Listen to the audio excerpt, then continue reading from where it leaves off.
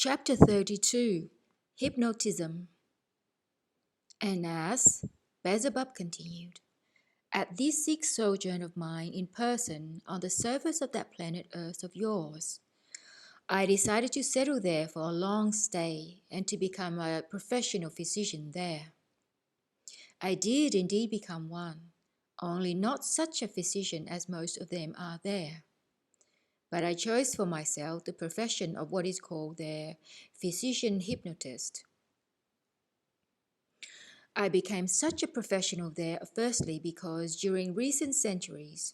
only such physician professionals there obtained an entry to all their castes or castes, of which I spoke,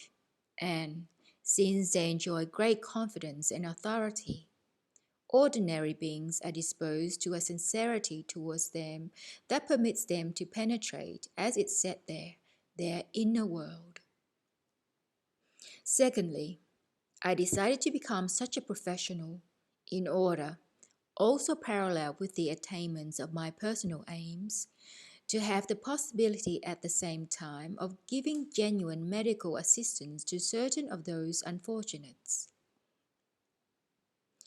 Indeed, my boy, on all the continents there and among all the beings, to whatever class they may belong, there has been during recent times, and there still is a great need for just such a physicians. I may say that I already had a very wide experience of this specialty,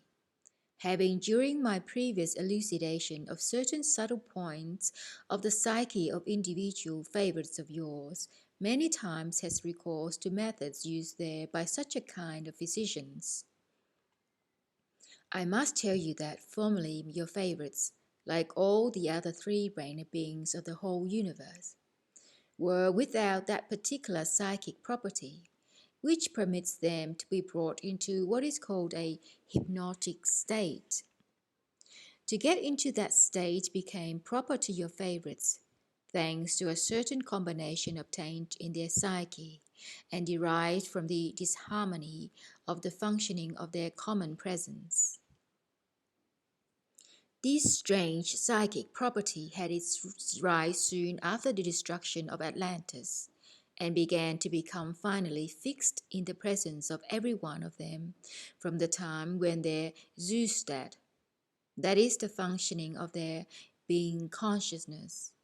began to be divided into two, and when two entirely different consciousnesses, having nothing in common with each other, were gradually formed in them, namely, those two different consciousnesses, the first of which was called by them simply consciousness, and the second, when they finally noticed it in themselves, was called and still continues to be called subconsciousness. If you try clearly to represent to yourself and to transubstantiate in the corresponding parts of your common presence all I'm about to explain to you, you will perhaps then thoroughly understand nearly half of all the causes why the psyche of these three-brained beings who have taken your fancy and who breed on the planet Earth has finally become such a unique phenomenon. This psychic particularity, namely, of falling into a hypnotic state, is, as I have already said, inherent to the three-brained beings only of this planet of yours, and one can therefore say that if they did not exist, then in all our great universe there would not exist in general even a being notion of hypnotism. Before explaining to you further about all this, it is here appropriate to emphasize that although during the last 20 centuries, almost the entire process of the ordinary waking existence of most of the three-brained beings who have taken your fancy, particularly of the beings of contemporary times, flows under the influence of this inherency of theirs. Nevertheless, They themselves give the name hypnotic state only to that state of theirs during which the processes of this particular property flow in them acceleratedly, and the results of which are obtained concentratedly. And they fail to notice, or as they would say, they are not struck by irregular results of this inherency, which has recently become fixed in the ordinary process of their existences, because, on the one hand, in the absence in them in general of normal self-perfecting, they have not what is called a wide horizon, and on the other hand, arising and existing according to the principle Itoklanoz, it has already become inherent in them quickly to forget what they perceive. But when the set results of this inherency of theirs are obtained acceleratedly, concentratedly, then every kind of irregular manifestation, their own and those of others, become real to such a degree that they become acutely obvious even to their bobtail reason, and therefore unavoidably perceptible. But even if certain of them should by chance notice something illogical in their manifestations, or in the manifestations of others, then, thanks to the absence in them of the knowledge of the law of typicality, they at best ascribe it to the particularities of the character of the given beings. This abnormal particular property of their psyche was first constated by the learned beings of the city Gob of the country Maralpleicie, and even then they made it a serious and detailed branch of science, which spread over the whole of the planet under the name of non-responsible manifestations of personality. But later, when the turn of their regular process of reciprocal destruction came round again, this detailed branch of their science, which was then still comparatively normal, began, like all their good attainments, to be gradually forgotten, and finally also entirely disappeared. And so many centuries later did this branch of their science again show signs of reviving. But thanks to the fact that at this period most of the learned beings there had already become learned beings of new formation, they set upon this new revival so firmly that before the poor thing had time to develop, it soon found its way into their common what is called rubbish heap. And this happened in the following way. A humble learned being there, unlike his contemporaries, Mesmer by name, and by birth from what is called Austria-Hungary, once happened to notice clearly during certain of his experiments the real duality of consciousness in beings like himself. He was greatly impressed by this and devoted himself entirely to this question which interested him. Continuing to observe and to study, he almost succeeded in understanding the reason. But when later he began making practical experiments for the elucidation of certain details, well, it was just then that there began to be manifested toward him that particularity proper to the learned beings of new formation there. This particularity of the learned beings of the earth of new formation is called pecking to death. As this honest Austro-Hungarian learned being then began making his elucidating experiments, not as all the learned beings of the earth of new formation had in general become mechanized to do, he was, according to the custom there, very meticulously pecked to death. And this process of the pecking to death of this poor Mesmer was then so effective that it has already passed by its own momentum to the learned beings of the earth from generation to generation. For instance, all the books now existing there on the question of this hypnotism, and of such books there are thousands there, always begin by saying that this Mesmer was nothing more nor less than a rogue with an itching palm and a charlatan of the first water, but that our honest and great learned beings very soon saw through him and prevented his doing any kind of mischief. The more the learned beings of recent times of this peculiar planet are themselves personally, in the sense of idiotism, squared, the more they criticize Mesmer and say or write concerning him every possible kind of absurdity to bring him into contempt. And in doing this, they criticize exactly that humble and honest learned being of their planet, who, if he had not been pecked to death, would have revived that science, which alone is absolutely necessary to them, and by means of which alone, perhaps, they might be saved from the consequences of the properties of the organ Kunde-buffer. There is no harm in remarking here that just when I was leaving that planet forever, precisely the same was being repeated there as had occurred to this Mesmer. Namely, on this occasion, an honest and humble learned being there from among the beings of the community France, after persisting and conscientious labors, came across the possibility of curing that terrible disease, the spreading of which also had in recent times assumed a general planetary character. This terrible disease is called their cancer. As this Frenchman also made practical experiments, not in the usual fashion there, for the elucidation of the details of his discovery,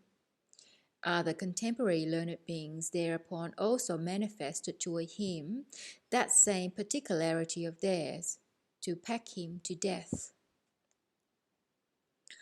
Possibly now, in your presence, also there already begin to be crystallized the data for the engendering always in corresponding cases of the being impulse of an indubitable conviction concerning this fact that, thanks only to the learned beings of new formation there, in whom there has already been implanted the mentioned particularity, namely, of not failing to peck to death every colleague of theirs who does not do the same as has already been fixed by the abnormally established conditions of ordinary being existence established there. There will never proceed in the presences of the three-brained beings of this ill-fated planet Earth of yours what is called the sacred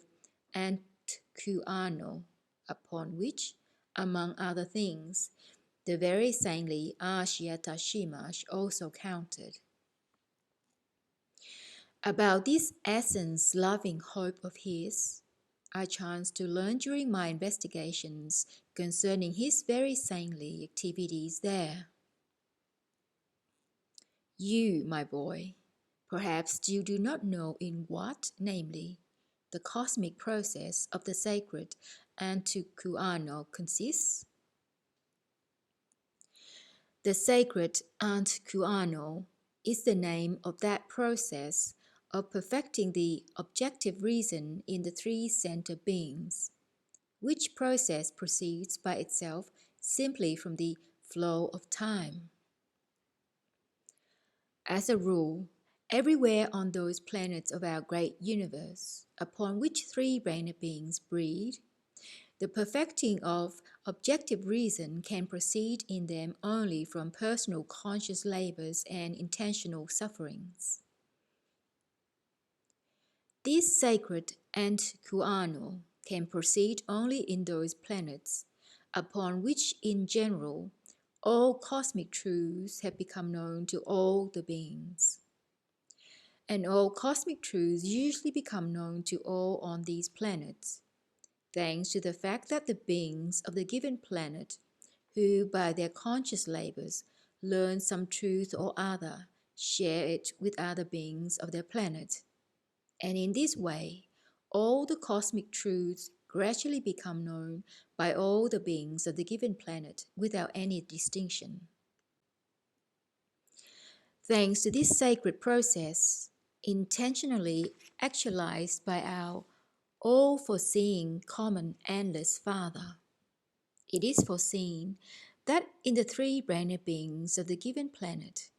during the process in their presences of the fundamental cosmic holy law of Triamazikamno, the superfluity of its third holy force thereby obtained, namely, the force of the sacred reconciling, should by itself crystallize data in them for engendering that something, which is what is called being Egoaitoorassian will. Well then, the mentioned particular property recently newly fixed in the common presences of your favorites is that the functioning of their mentioned Zoostat, or as they themselves would say, of their spiritual part, passes into that functioning of their common whole which properly proceeds during their completely passive state, that is, during their sleep. And during this sleep of theirs, the entire functioning of their planetary body continues to remain such as it becomes proper to it to be during their waking state.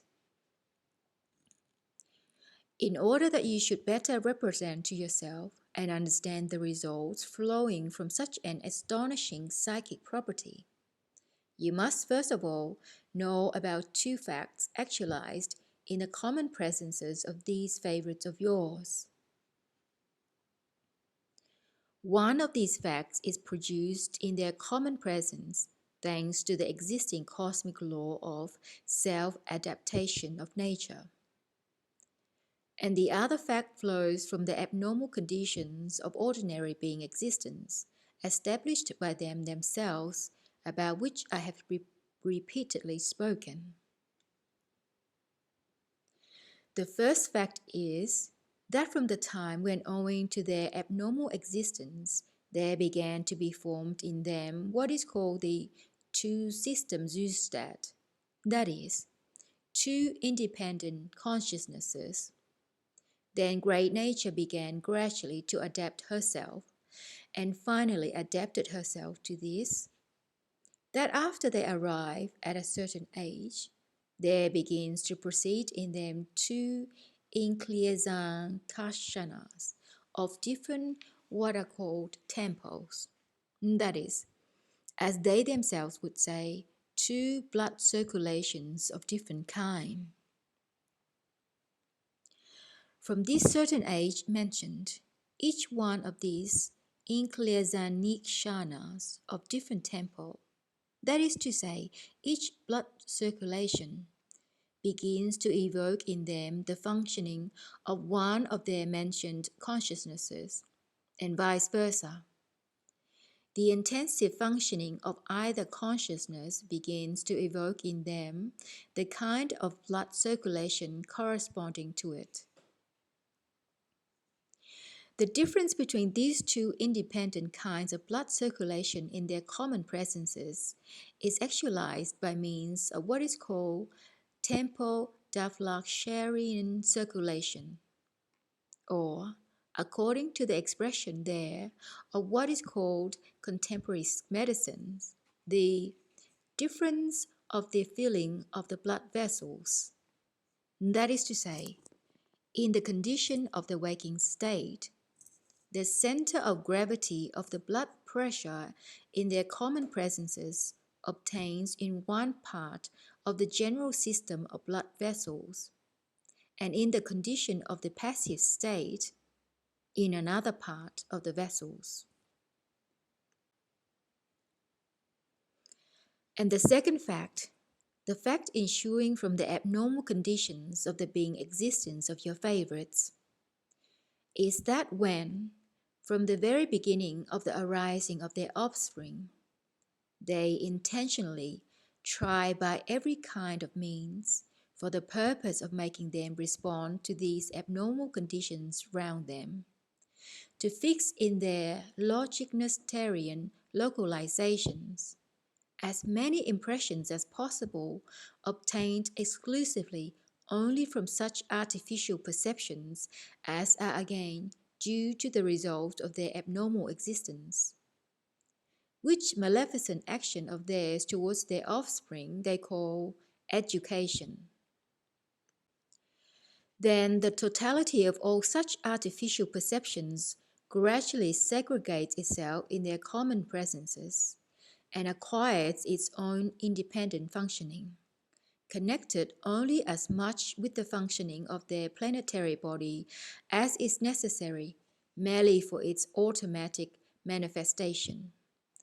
And the totality of these artificial perceptions is then perceived by them,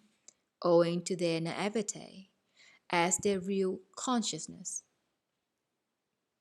But as for the sacred data for genuine being consciousness put into them by great nature, which consciousness ought to be possessed by them from the very beginning of their preparation for responsible existence, together with the properties inherent in them which engender in them the genuine sacred being impulses of faith, hope, love, and conscience. These data, becoming gradually also isolated and being left to themselves, evolve independently of the intentions of the responsible beings, and of course also independently of the bearers of them themselves, and come to be regarded as what is called the subconsciousness. Thanks only to such a, in the objective sense, maleficence, but according to their naive subjective understanding, benevolence towards their offspring. All the sacred data put in by great nature herself for forming in them their real being consciousness become isolated and remain during the entire period of their existence in their almost primitive state. And every kind of impression unavoidably perceived by means of the six being Skernalits-ionniks, or, in their terminology, sense organs, present in their presences for the specific perception of externals, by the way, they count them as 5, come to be localized and, acquiring their isolated functioning, gradually become predominant for the whole of their common presence. Although such a localization of accidentally perceived impression is found in them, and although they are aware of its action, yet, in respect of any functioning inherent in their planetary body, as well as in respect of the acquisition in their common presence of objective reason, it plays no part. All these impressions, intentionally or accidentally perceived, from which the said localizations are formed, ought to be in them only as material for confrontative logic for that real being consciousness which they should have in themselves, and the accidental results of the perception of which, in their naivete, they sometimes now confidently regard merely as reflexes of their, in their opinion, insignificant what is called animal instinct. Only thanks to the single fact that your favorites, especially the contemporary ones, do not know at all and even do not suspect the necessity of at least adapting their famous education to the said subconsciousness of their offspring, but that they always and in everything intentionally assist every one of the rising generation to perceive impressions only from the abnormally artificial, then thanks only to this, when every one of them reaches the age of a responsible being, All his being judgments and all his deductions from them are always purely, peculiarly subjective in him, and have no connection not only with the genuine being impulses arising also in him, but also neither with those general cosmic lawful phenomena, to sense which by reason is proper to every three-brained being, and by means of which there is established that connection between all the three-brained beings of all our great universe, for the collective fulfillment of the common universal functioning, for which purpose everything existing in the universe just exists. For your wider understanding of this particular psychic state, it is necessary to tell you further that even up to now, they arise with every kind of data for acquiring genuine being reason. And at their arising, there are not yet in their presences any logic Nestorian growths, from which there is later localized, and from which there is acquired the isolated functioning in them of the said false consciousness. But only later, during their development and their preparation to become responsible beings, either by themselves or by the intentional directing of their, as they call them, parents or teachers. That is to say, responsible beings who undertake the responsibility of the preparation of the given beings for responsible existence. They begin, as I said, to help intentionally in taking in and fixing only those impressions which later are data for the impulses corresponding to surrounding abnormally established conditions. And only then, being gradually formed, there just begins to be predominant in their common presence this set artificially formed consciousness of theirs. And the totality of these localized data existing in their presences and spiritualized in them for the genuine being consciousness which they call subconsciousness, not having and not acquiring any logic Nestorian growths for confrontation and criticism, but having from the very beginning only possibilities of engendering the sacred being impulses called faith, love, hope, and conscience. Always believes, always loves, and always hopes in everything newly perceived.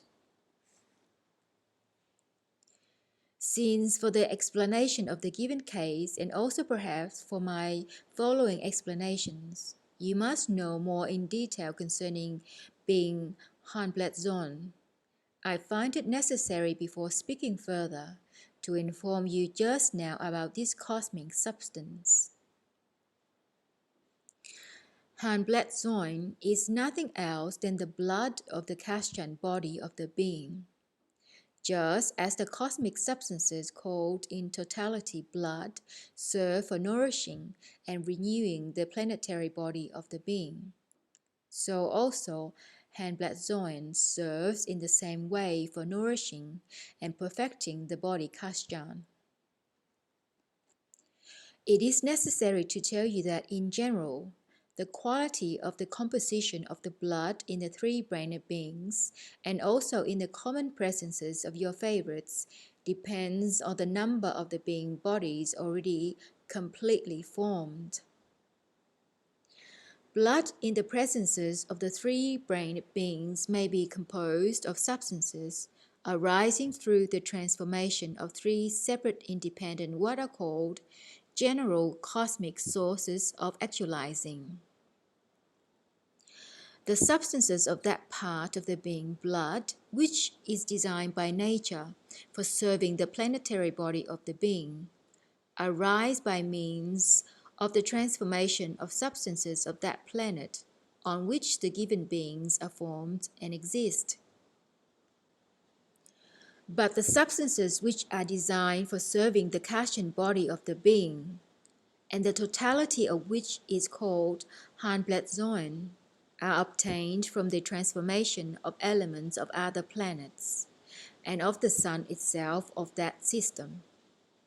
where the given three-brained being has the place of his arising and existence. Finally, that part of the being blood which almost everywhere is called the sacred being Hanbledzoin, and only on certain planets is called the sacred Aiesakhaldan, and which part serves the highest part of the being called the soul, is formed from the direct emanations of our most holy Son Absolute. Substances required for the blood of the planetary body of the being enter into them through their first being food, or, as your favorites say, through food. But the substances needed both for coating and for perfecting the highest being body Kashan enter into their common presences through their, as they say, breathing, and through certain what are called pores of their skin. And the sacred cosmic substances required for the coating of the highest being body, which sacred being part of theirs, as I have already told you, they call soul, can be assimilated and correspondingly transformed and coated in them, just as in us, exclusively only from the process of what is called Aiessirittoorassnian contemplation, actualized in the common presence by the cognized intention on the part of all their spiritualized independent parts. Although you will be able thoroughly to understand about all those cosmic substances which the three independent being bodies are quoted and perfected in the common presence of your favorites only when, as I have already promised, I shall relate to you in general about the chief cosmic fundamental laws of world creation and world existence. Nevertheless, for a fuller elucidation of our present theme, it is now necessary to explain a little about the changed form of the actualization in the common presences of your favorites, of the second being food, automatically taken in by them. At the beginning, after the destruction of the organ kunda buffer, when they, like all the other three-brained beings of our great universe, also began to have a Foolasnitamnian existence, this second being food was normally transformed, and all the fundamental elements proper to it, those which arise from the transformation of their own planet, and those which flow into their atmosphere from the transformation in other concentrations of their solar system, were assimilated by their common presence according to the definite data already present in them,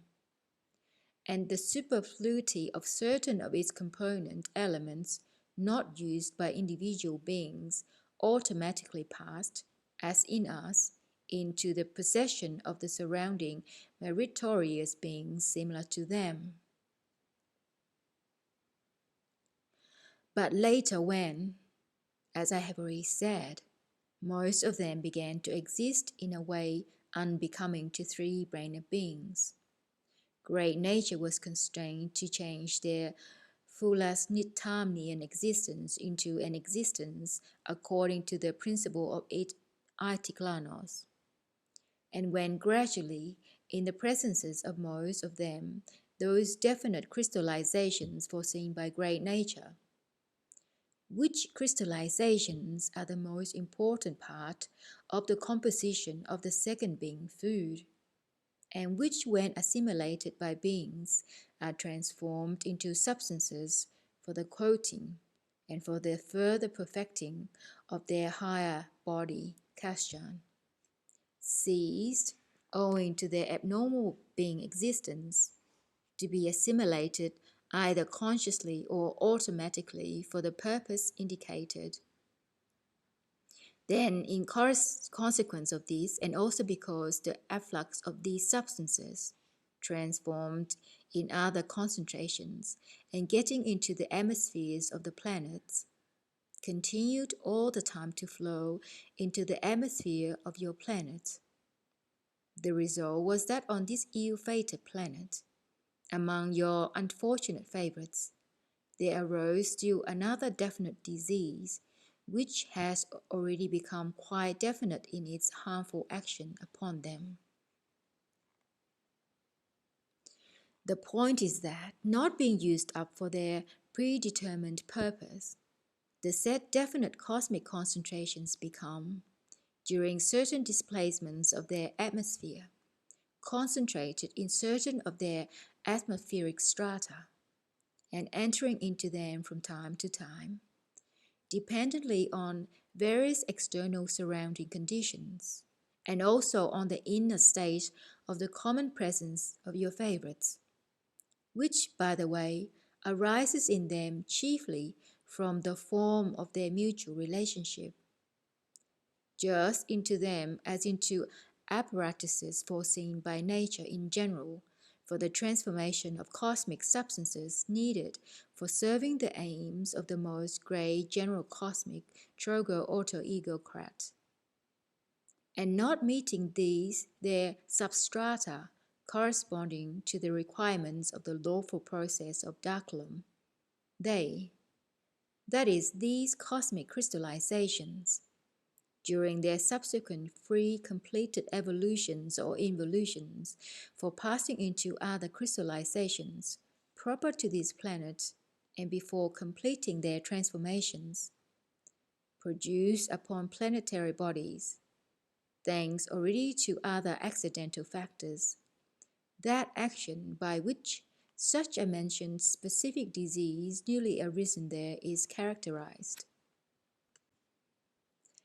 Here it is opportune to notice that such a disease there having such a specific cause was named differently by your favorites at different times on different parts of the surface of their planet,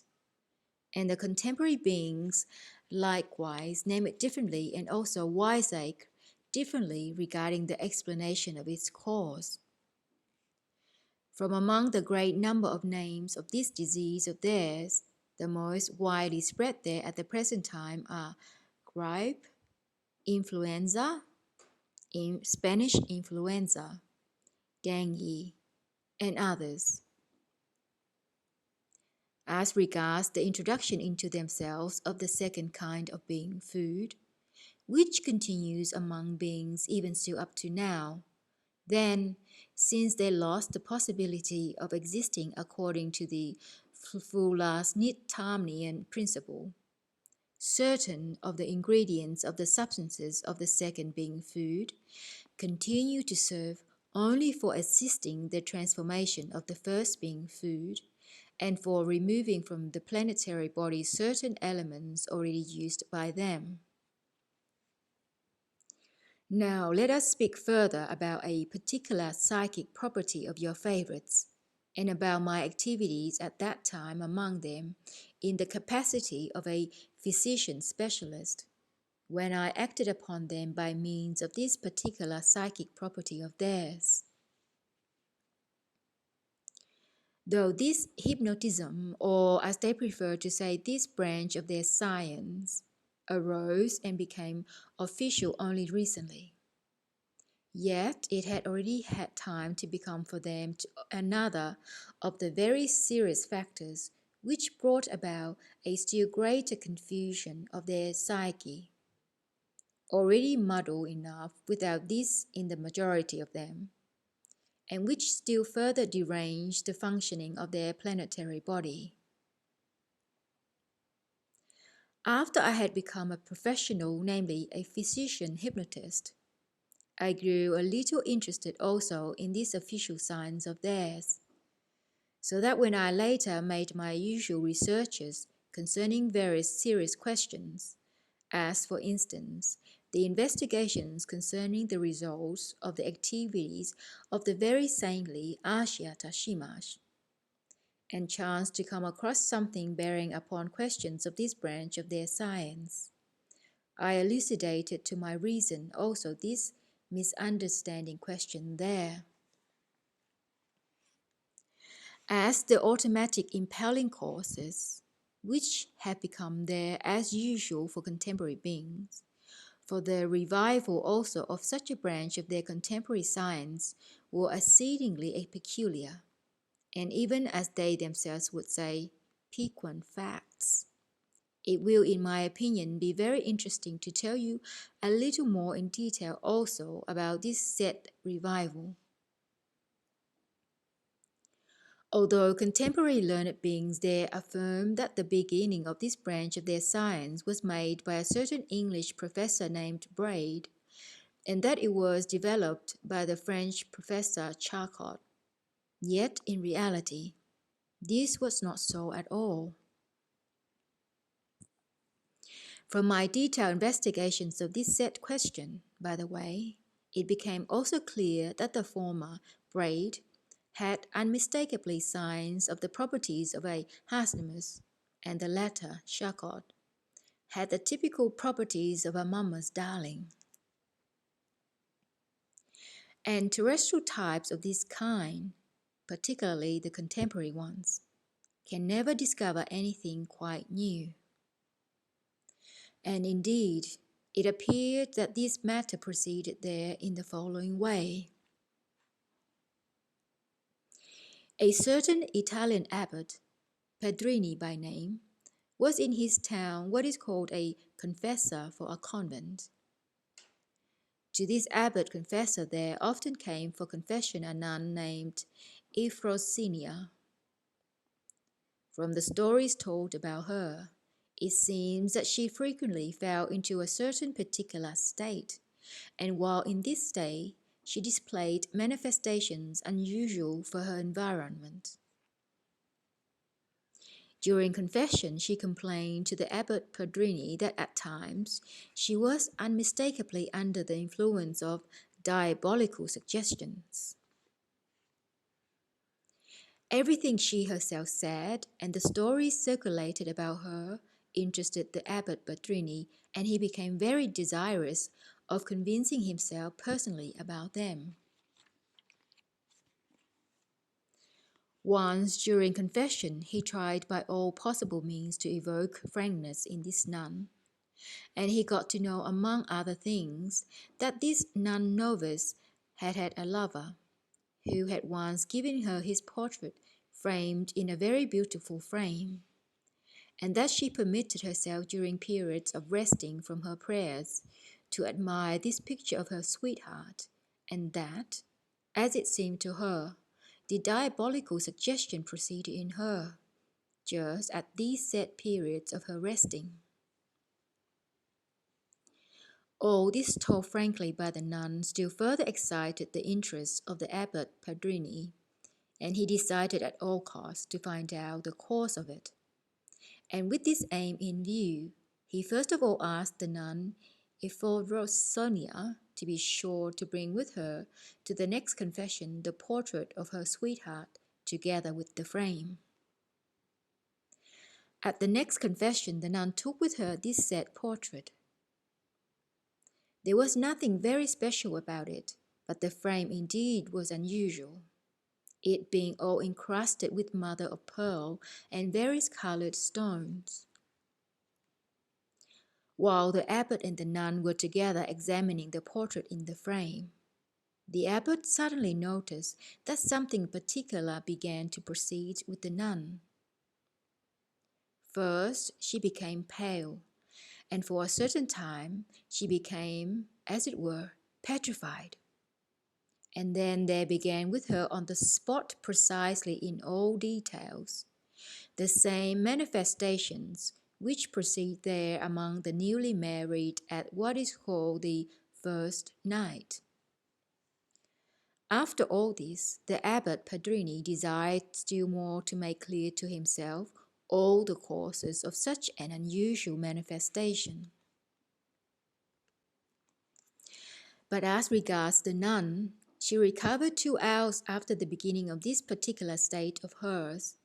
and it was discovered that she knew and remembered nothing of what had happened to her. As the Abbot Padrini himself alone could not unravel this phenomenon, he turned for help to his acquaintance, a certain Dr. Bambini. Well, when the Abbot Padrini told everything in detail to the Dr. Bambini, the latter also became very much interested, and from then on, they both began to occupy themselves with the elucidation of it all. They first made various elucidating experiments upon the nun Euphrosynia herself, and after several what are they called seances, they noticed that this nun invariably fell into such a peculiar state of hers only when her gaze rested rather a long time on one of the brilliant coloured stones, on what is called a Persian turquoise, which was among the adornments of the frame of this portrait. But later, when this same Persian turquoise they continued to make their elucidating experiments upon others, they then soon became categorically convinced, firstly, that in almost any one of the three-brained beings without distinction of sex, who gazes for a long time at shining and brilliant objects of a certain kind, there begins to proceed a state similar to the one which proceeded with the first subject of their experiments. And secondly, they notice further that the form of manifestation of the subject during the state varies and is found to be dependent on the former being experiences which chance to be predominant, and on the shining objects with which a connection was accidentally established during such experiences of theirs. Well, my boy, when the information concerning such observations, deductions, and experiments of these two beings belonging to the community Italy were spread among the contemporary learned beings of new formation,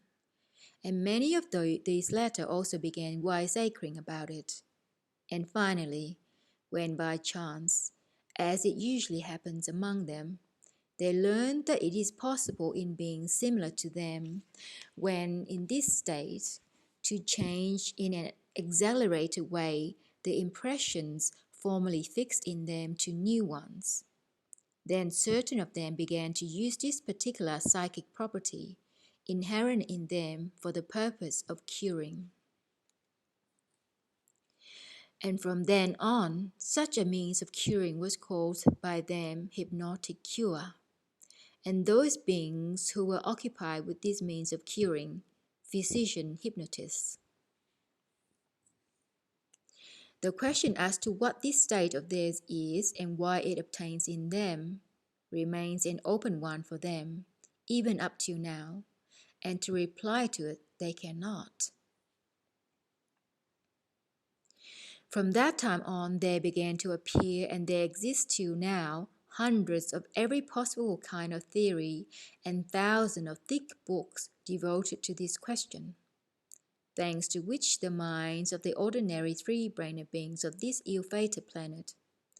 already sufficiently muddled without this, become still more muddled.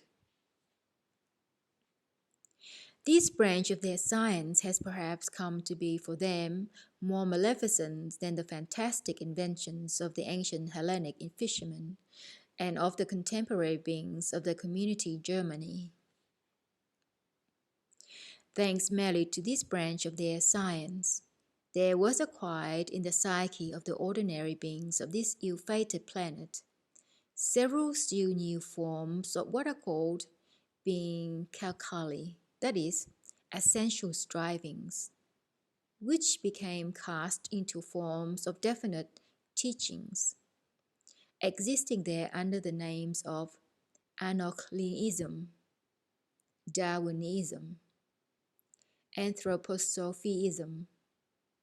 Theosophism, and many others under the names also ending with ism, thanks to which even those true data of their presences, which still help them to be at least a little as it is becoming to three-center beings to be, finally disappeared in them. And these essential data, which have until recently been in them, engender in them the being impulses they called patriarchality and religiousness. This branch of their contemporary science was the cause not only of the acquiring by their common presences of several further new maleficent Kalkali, but it was also the cause of the derangement in many of them of the, without this, abnormal functioning of their psyche,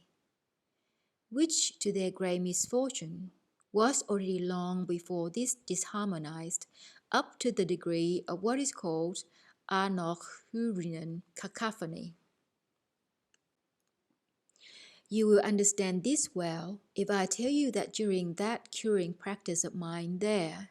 when I later again became a physician hypnotist there, and existed mostly on the continent called Europe and on other countries situated near to it, almost half of my patients consisted of those who were ill only because of this said maleficent science of theirs, which had become widely spread there. And this was obtained because when these learned beings of new formation began writing various books about those questions, with every kind of fantastic theory, many ordinary beings there began to read them, and became crazy with their fantasies, and themselves began trying to evoke this hypnotic state in each other. And as a result, they brought themselves to the point of becoming my patients. Among such patients of mine were the wives or husbands who, having chanced to read these works, wished to suggest to their wives their egoistic wishes. For similar reasons, children of unreasonable parents became my patients. Various men who were found to be under the orders, or as it is said there, under the thumb of their mistresses, and so on and so forth. And all this only thanks to the fact that these sorry learned beings of new formation cooked up their Hasnamusian theories concerning this distressing state of theirs. None of the theories now current among them concerning this question of hypnotism even approximate in the least to reality. Most recently, by the way, when I was on this ill-fated planet, a new maleficent means began to flourish there for doing the same with the psyche of the beings there, as there did and still does this branch of their science, hypnotism. And this new maleficent means they call psychoanalysis. You must without fail also know that when beings of the period of the Itoklanozian civilization constated for the first time about this particular psychic property of theirs, and soon made it clear that by its means they could destroy in each other certain properties particularly unbecoming to be in them, then the process itself of bringing someone into this state began to be regarded by them as a sacred process, and was performed only in their temples before the congregation. But in the presences of your contemporary favorites, not only does there absolutely not arise any being impulse of contrition about this essential property of theirs, and not only do they not consider its concentrated manifestation, intentionally yet unavoidably evoked by them, as sacred, but they have already adapted it, the process itself, and the accidentally obtained results, for serving them as a means for tickling certain consequences of the properties of the organ kunda buffer firmly fixed in them. For instance, even when they meet together for one or another established patriarchal ritual like a wedding, baptism, Saint's Day, and so on. One of the greater versions is trying to bring one another into the set state. It is lucky that they still do not know, and it must be hoped that they never will know, other methods besides the one first discovered by the beings of the community Italy, the abbot, Padrini, and the doctor Bambini, namely,